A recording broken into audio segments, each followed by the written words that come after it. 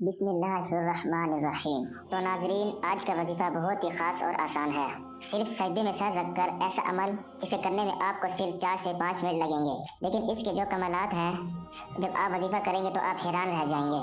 ناظرین، اگر آپ چاہتے ہیں آپ کی زندگی سے ہر قسم کی مشکلات فوراً دور ہو جائیں تو اس عمل کو کر لیجئے۔ یقین مانیے، اگر آپ نے اس ویڈیو کو مکمل دیکھا تو انشاءاللہ آپ کی تمام مشکلات دور ہو جائیں گی۔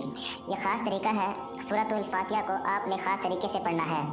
سورۃ الفاتحہ کی اتنی اہمیت ہے کہ اس کے بغیر نماز نہیں ہوتی۔ اس کی بہت سی فضیلتیں ہیں۔ اگر آپ نے یہ عمل کیا تو انشاءاللہ آپ کی تمام مشکلات دور ہو جائیں گی۔ تو ناظرین، کیا آپ اپنی زندگی کی مشکلات دور کرنے کے لیے 6 سے 7 منٹ نہیں نکال سکتے؟ انشاءاللہ اللہ پاک کے حکم سے آپ کی تمام مشکلات دور ہو جائیں گی۔ یہ دنیا مصائب اور مشکلات کا گھر ہے۔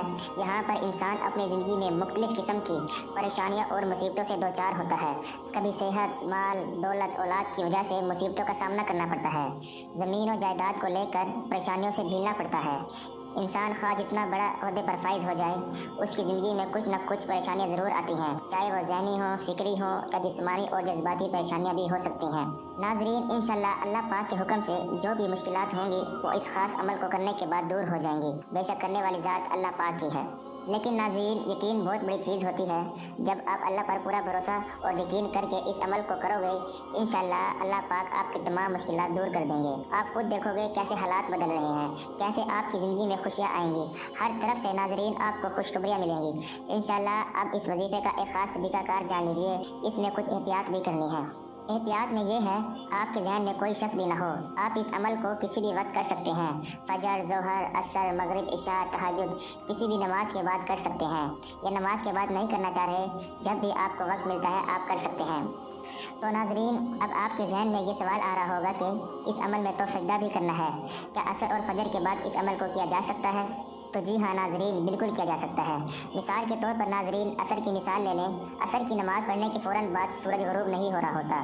جو منع ہے وہ یہ ہے کہ جب سورج غروب ہو رہا ہو، لیکن عصر کی نماز پڑھنے کے بعد تقریباً سورج مکمل کھڑا ہوتا ہے، آپ اس کے بعد فوراً بھی کر سکتے ہو۔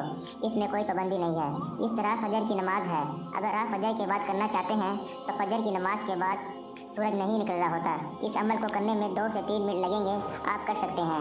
اس کے بعد مرد عورت کوئی بھی اس عمل کو کر سکتا ہے، اس میں کوئی پابندی نہیں ہے۔ عورتیں گھر میں ہی کریں گی اور مرد مسجد میں کر لیں، اور اگر مرد مسجد میں نہیں کرنا چاہتے یا کوئی گھر نماز پڑھتا ہے یا کوئی گھر آ کر کرنا چاہے تو بھی کر سکتا ہے، اس میں کوئی پابندی نہیں ہے۔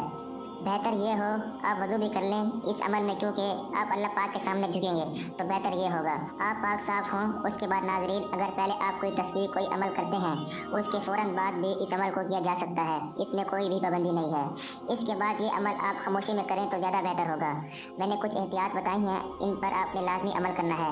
اب یہ وظیفے کا طریقہ کار شروع ہو رہا ہے۔ آپ نے کہنا ہے اعوذ باللہ من الشیطان الرجیم۔ ناظرین، ایک ہی بار پڑھیں گے، اس کے بعد درود پاک پڑھیں گے۔ یہ درود پاک آپ نے صرف 3 بار پڑھنا ہے۔ آپ صلی اللہ علیہ وسلم کی ذات پر اگر کسی میرے بہن بھائی کو یہ درود پاک نہیں آتا تو وہ کوئی سا بھی پڑھ سکتا ہے جو اس کو آتا ہے، اور اگر کوئی بھی نہیں آتا تو وہ اتنا کہہ سکتا ہے صلی اللہ علیہ وآلہ وسلم۔ اس کے بعد وہیں پر بیٹھ کر آپ پہلا کلمہ 7 بار پڑھیں گے۔ پھر آپ نے سجدے میں جانا ہے۔ اب سجدے میں جانے کا طریقہ کار جان لیجئے۔ آپ وہاں پر بیٹھے ہوں گے جس طرح نماز میں بیٹھا جاتا ہے، ویسے ہی آپ نے بیٹھنا ہے۔ کوئی بھی مرد کوئی بھی عورت کر سکتا ہے۔ آپ نے یہ نیت بنانی ہے، میں اپنی مشکلات دور کرنے کے لیے یہ سجدہ کر رہی ہوں یا کر رہا ہوں۔ آپ نے یہ نیت نہیں کرنی پڑھتا ہوں اللہ کے واسطے، منہ میرا قبلہ رخ کی طرف، ایسا کچھ نہیں کہنا۔ آپ نے اللہ اکبر کہہ کر سجدے میں چلا جانا ہے۔